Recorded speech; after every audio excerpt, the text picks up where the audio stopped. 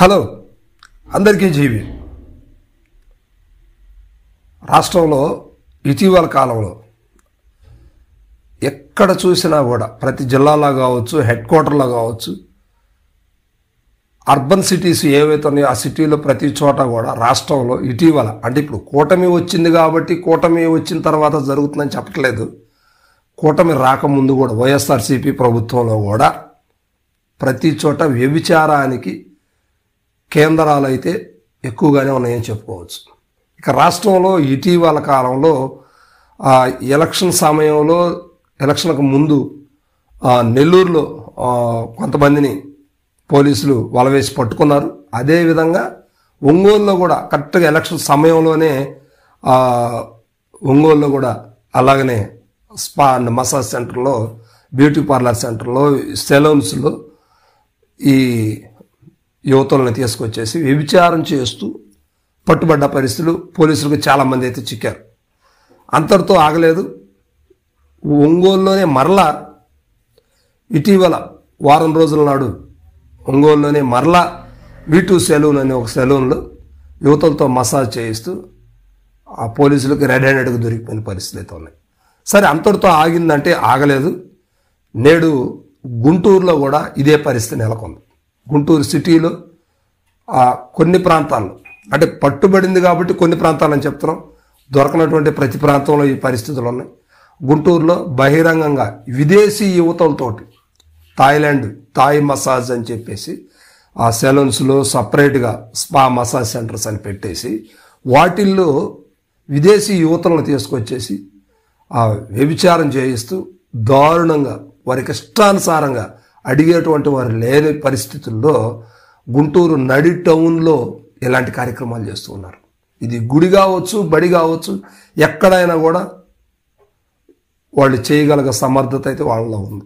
So దీన్ని పోలీసులు ఎంతవరకు వలవేసి పట్టుకున్నా, ట్రాప్ చేసి పట్టుకున్నా, ఎంత చేసినా కూడా మరలా ఈ వ్యభిచారం అనేది హైటెక్ తరహాలో హైటెక్ వ్యభిచారం అనేది జరుగుతూ ఉందన్నమాట. దీన్ని ఆపేయడానికి అధికారులు వల్ల అయితే కావట్లేదు. పోలీసులు అష్ట కష్టాలకు ఓర్చుకొని ఎంతో శ్రమపడి పోలీసులు వారిని పట్టుకుంటున్నారు.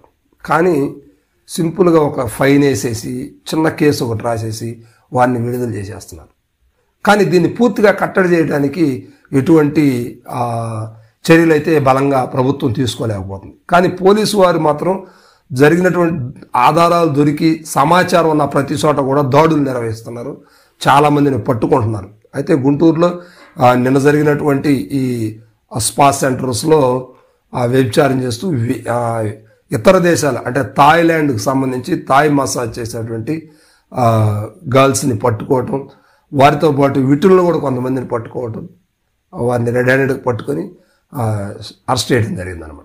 సో ఇది ఇంతటితో ఆగిందంటే ఇప్పుడు జిల్లాలు దాటి రాష్ట్రాలు దాటి ఇక్కడికి వచ్చినటువంటి వాళ్ళు ఖచ్చితంగా అదే వ్యాపారంతో అది కేవలం సెక్సువల్ ఎఫెక్ట్స్తోనే వాళ్ళు నడిచే అవకాశాలు అయితే ఉన్నాయి. కనుక ఇట్లాంటి వాటిని ఉపేక్షించకూడదు. ప్రభుత్వం గట్టి చర్యలు తీసుకోవాలి.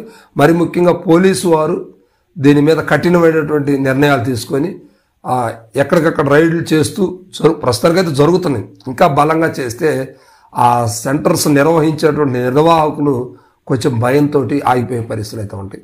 సో దీని మొత్తం మీద మాత్రం ప్రభుత్వం ఇంకా గట్టి చర్యలు తీసుకుంటే ఇలాంటి అక్రమాలు, అన్యాయాలు జరగకుండా ఉంటాయి. మొత్తం మీద ఈ స్పా సెంటర్స్ని మాత్రం పూర్తి స్థాయిలో పోలీసు వారు సోదాలు నిర్వహించి ఎప్పటికప్పుడు వారితో మాట్లాడుతూ వాటిని బందోబస్తు వాటిని చెక్ చేసే పరిస్థితి తీసుకురావాలి. లేకపోతే ఖచ్చితంగా జరుగుతూ ఉంటాయి. అదేవిధంగా ఇంకా లాడ్జెస్ కావచ్చు, బ్యూటీ పార్లర్స్ కావచ్చు, సెలూన్స్ కావచ్చు, వీటిని వేదిక చేసుకుంటూ వ్యభిచారం అనేది సాగిస్తున్నారు.